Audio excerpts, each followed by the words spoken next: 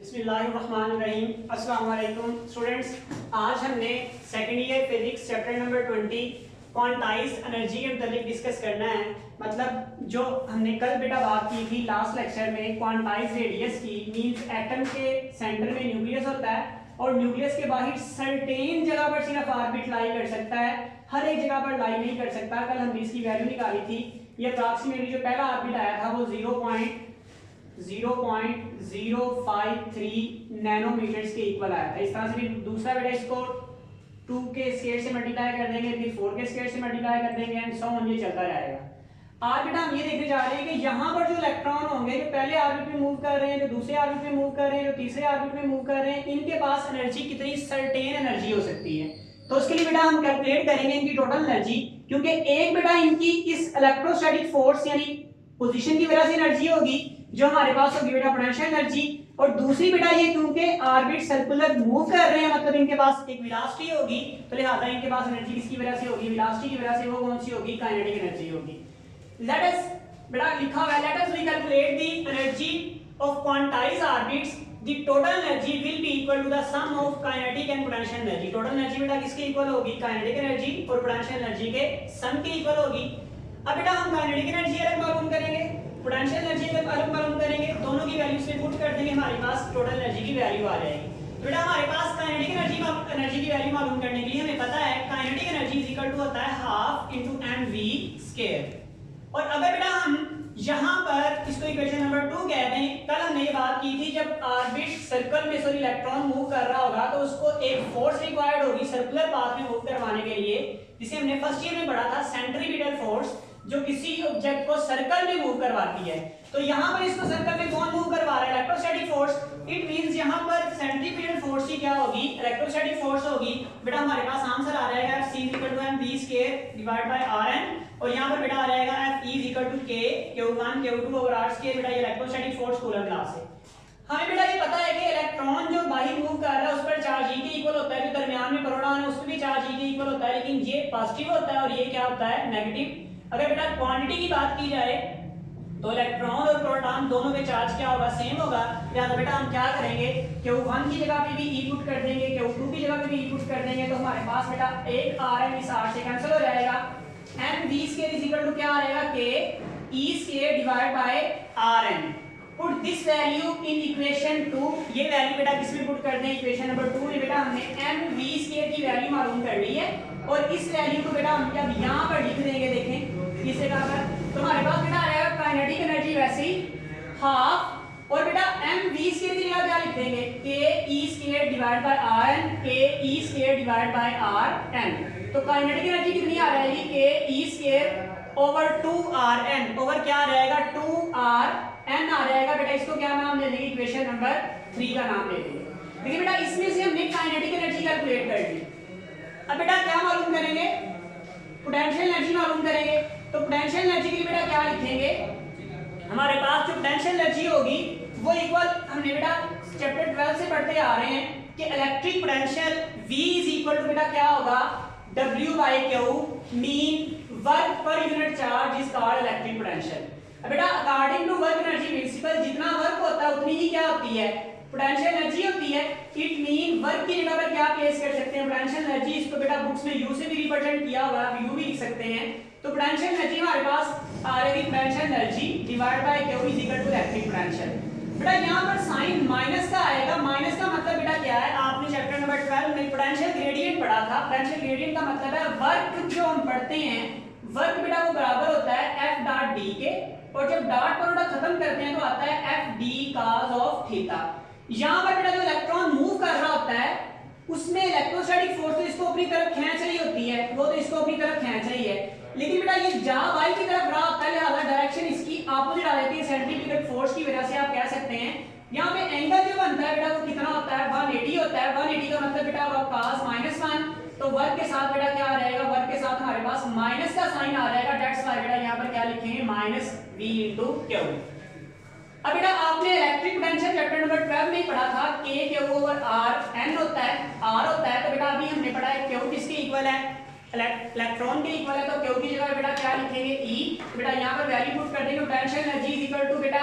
ये देखें उसी तरह से k q over r n into e, q की जगह बेटा क्या रहेगा ई, अब यहाँ पर भी ई आ गया, इस जगह पे बेटा ई प्लेस कर दें, इस जगह पे भी ई प्लेस कर दें, ई मल्टीप्लाई बाय ई का क्या हो जाएगा स्क्वायर, तो potential energy is equal to minus K E square divide by R N, equation number बेटा क्या बन जाएगी हमारे पास 4 बन जाएगी। अब बेटा हमने काइनेटिक एनर्जी भी कैलकुलेट कर ली और पोटेंशियल एनर्जी भी कैलकुलेट कर ली, बेटा दोनों वैल्यूज हम इसमें पुट कर देंगे,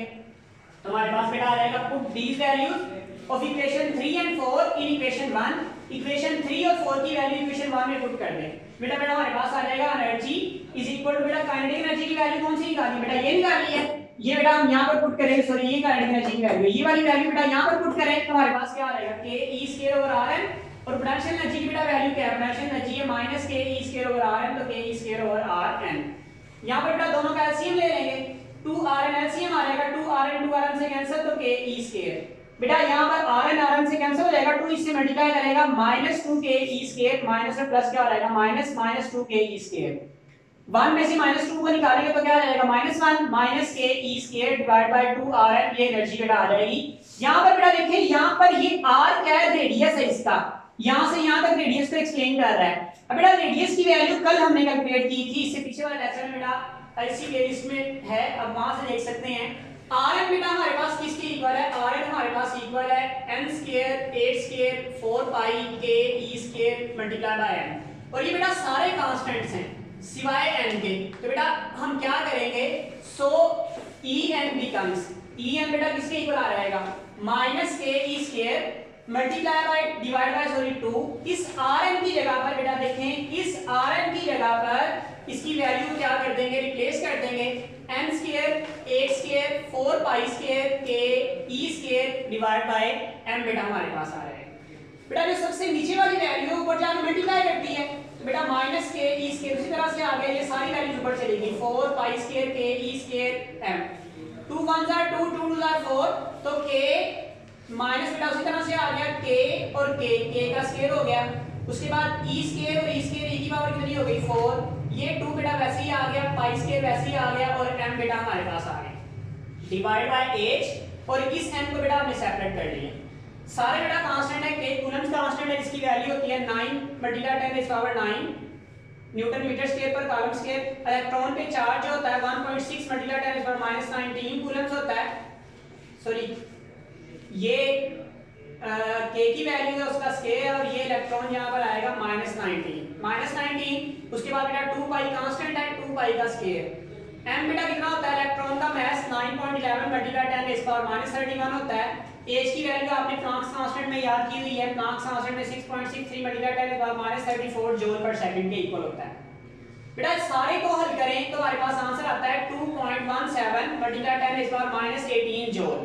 अगर बेटा जूल जो है वो एनर्जी का एक बड़ा यूनिट है, अगर हम इलेक्ट्रॉन वोल्ट की बात करें तो आपने बेटा ये पढ़ा था चैप्टर 12 में, 1 electron volt is equal to होता है 1.6 मल्टीप्लाई 10 रेज़ पावर -19 जूल। इस रिलेशन से बेटा हम इसको 1.6 मल्टीप्लाई 10 रेज़ पावर -19 पे अगर डिवाइड कर दें तो हमारे पास आंसर ये इलेक्ट्रॉन वोल्ट में आ जाएगा, यानी 2.17 मल्टीप्लाई 10 रेज़ पावर -18 को 1.6 मल्टीप्लाई 10 रेज़ पावर -19 से डिवाइड कर दें तो जूल किस में कन्वर्ट हो जाएगा, इलेक्ट्रॉन वोल्ट में कन्वर्ट हो जाएगा, ये एनर्जी का छोटा यूनिट है, लिहाजा बेटा इसको डिवाइड करने के बाद हमारे पास आ जाएगा 13.6 इलेक्ट्रॉन वोल्ट। ये बेटा किसी भी nth ऑर्बिट की एनर्जी हो सकती है। अगर बेटा हम पहले ऑर्बिट की बात कर रहे हैं, फर्स्ट ऑर्बिट की, तो फर्स्ट ऑर्बिट के लिए बेटा n जो होता है क्वांटम नंबर जो हमारे पास होता है वो कितना होता है 1 होता है, तो n की जगह बेटा कितना लिख देंगे 1 लिख देंगे, तो यहाँ पर बेटा हमारे पास देखें e, यहाँ पर क्या लिख देंगे n की जगह पर 1,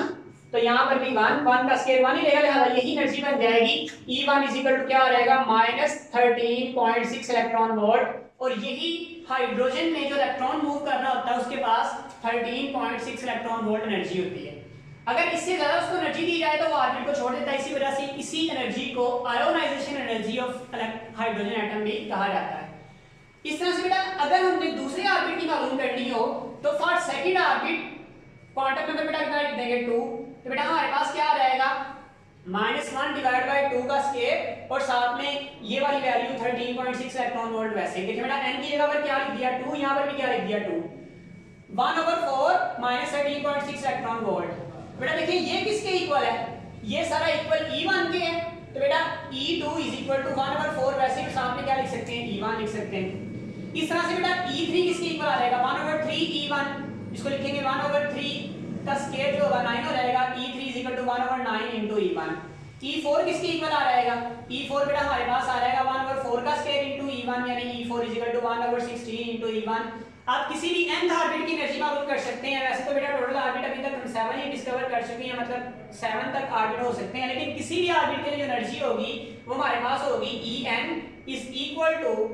1/n स्क्वायर, मतलब जिस ऑर्बिट की बात कर रहे हैं वो orbit multiply by energy of first orbit. और बेटा इससे ये बात प्रूव होती है कि सबसे ज्यादा जो एनर्जी होती है बेटा वो फर्स्ट ऑर्बिट इस तरह से 100 ऑन हो जाता है। माइनस का मतलब बेटा क्या होगा, माइनस का उल्ट मतलब है, मतलब पहले ऑर्बिट की कम है, फिर उससे ज्यादा, फिर उससे ज्यादा, फिर उससे ज्यादा। अगर माइनस साइन ना यहाँ पे आ रहा होता तो पहले ऑर्बिट की एनर्जी सबसे ज्यादा होनी थी, लेकिन माइनस का मतलब है ये माइनस एनर्जी, इसका मतलब है पहले ऑर्बिट की सबसे कम होगी, उसके बाद वाले की उससे ज्यादा होगी, उसके बाद वाले की उससे ज्यादा होगी। वे बेटा क्वेश्चन हो तो कमेंट्स में पूछिएगा। अस्सलाम वालेकुम व रहमतुल्लाहि व बरकातहू। मिनट की होगी।